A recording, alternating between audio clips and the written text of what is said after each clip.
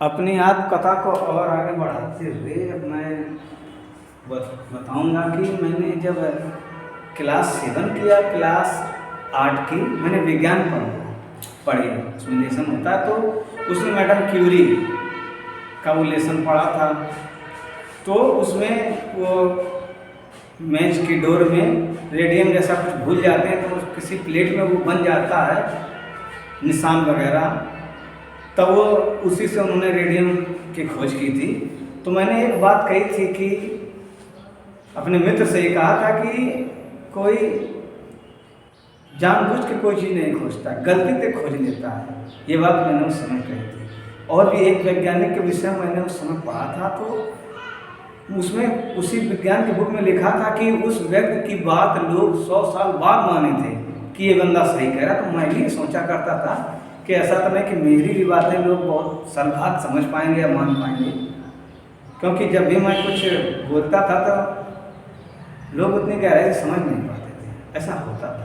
तो मैं आज थोड़ा सा अपने टीचरों से जो बातें हुई हैं उनके विषय में थोड़ा सा बताएं कि अब कक्षा 8 तो पास हुए थे और हमारे एक मास्टर साहब थे शर्मा जी, तो बहुत लगाव था, वो हमसे बहुत लगाव रखते थे। वो कहते थे जब क्लास 8 में पढ़ाते थे लड़कों से, हमारे पास की दीदी थी उनसे कहते थे कि जब वो लड़का पढ़ने नहीं आता है तो मुझे पढ़ाने में अच्छा नहीं लगता, जब वो आता है क्लास में होता है तो पढ़ाने में बड़ा अच्छा लगता है।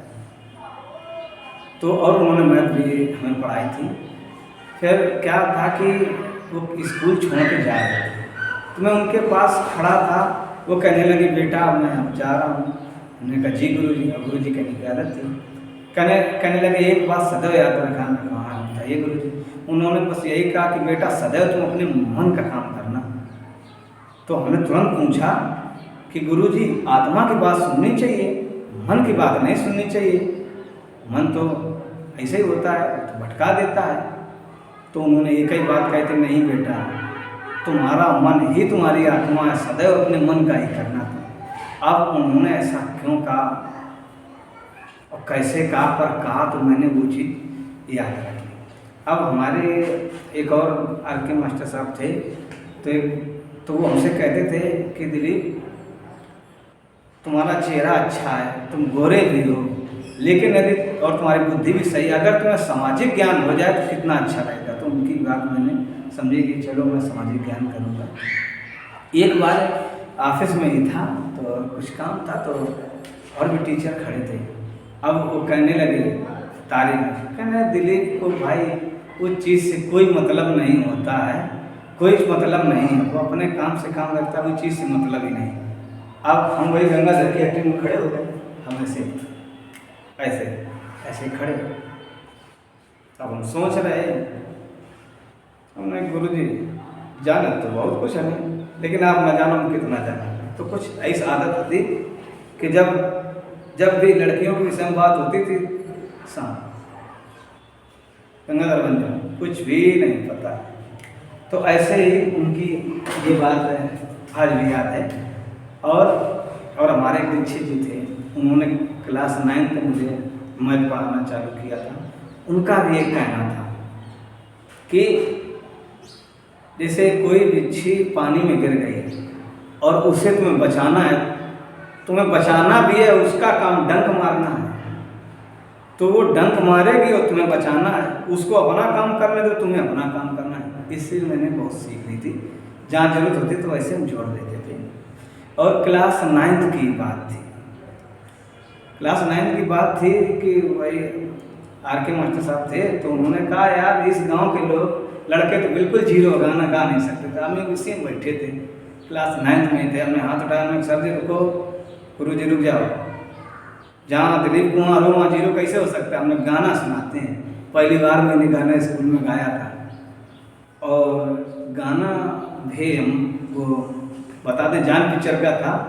तेरे सीने में मेरा दिल धड़के, मेरे सीने में तेरा दिल, अलग अलग अब रहना है मुश्किल, मरना है आसान, जान ओ मेरी जान, ये गाया। एक और गाना था नसीब का, मेरे नसीब में तू है कि नहीं, तेरे नसीब में मैं हूँ कि नहीं, बस ऐसे गाना गाया। तो भैया लड़कियां कहने लगी, अरे दिलीप भैया को गाना आता है। पहली बार उन्होंने गाना सुना था। गाना गाते तो पहले भी थे, लेकिन सबके सामने कभी गाए नहीं थे। और ऐसे ही 15 अगस्त या 26 जनवरी थी, तो हम ऐसे गाना गाने गए। तो हमसे क्लास से आगे लड़की एक पढ़ती थी, दीदी कहते थे, तो बड़ी लड़कियाँ होती थी, वो कहते थे देखो इस लौंडा को गाना वाना आ नहीं रहा, लगता एक झपड़ मारे जाकर। जैसे गा के हमारे तुम्हारे दोस्त ने बताया कि वो तुम्हें ऐसा कही, तब मैं हंस दिया, हमने कही नहीं। तो उन्होंने एक बात और कही थी, कह रही थी कि अरे इसकी ऐसी लड़की से शादी हो कि इसको ठिकाने लगा दे। मतलब इतना था हमारा कि हमारी क्लास की लड़कियां तो डरती थी, दवा परेशान थी। आगे क्लास की लड़कियां भी ऐसे ही आदत थी, पीछे क्लास की भी यही आदत थी, मतलब कायदे थे। तो ऐसे ही एक बार हमारी गुरु माता थी, यानी मास्टर साहब पढ़ाते थे, तो उनकी पत्नी हम गुरु माता कहते थे, कहने लगे कि दिलीप तुम्हारी सीट में हम लड़कियों को बैठा लें। हमने कहा माता जी एक भी लड़की मेरी सीट पर बैठ जाए तो मान जाऊँगा। कहाँ इतने ब्रह्मचारी, हम लोग वो नहीं बैठ जाए तो।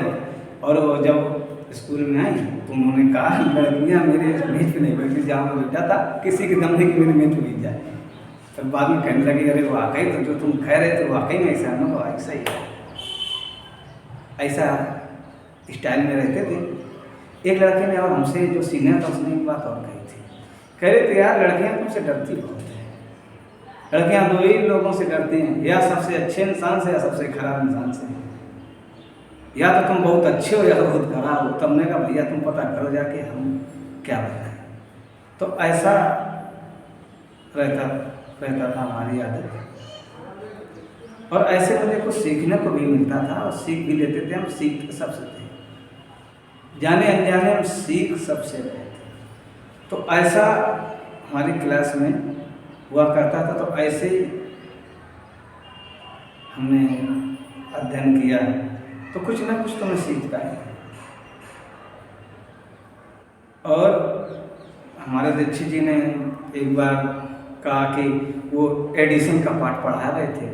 तो जब एडिशन का पाठ पढ़ा रहे थे कि अंडे पर बैठ जाता है उसको मार पड़ती है, तो फिर बाद में उन्होंने कहा खोज की, बल्ब की, कहा देखो पूरे संसार को रोशनी मिल रही है आज। और कहने लगे कि लेकिन उसने बल्ब की खोज की लेकिन वो बेचारा अंधेरे में मर गया। तो मैंने एक बात सोची कि यार मैं ऐसी चीज़ खोजूंगा, पहले उसका इस्तेमाल नहीं करूंगा, बाद में दुनिया दूंगा। ये चीज़ वहाँ थी। और मैंने उनसे एक बात पूछी थी कि गुरुजी ये बताइए त्रिकोणमिति का प्रयोग कहाँ है, कहाँ जीवन में?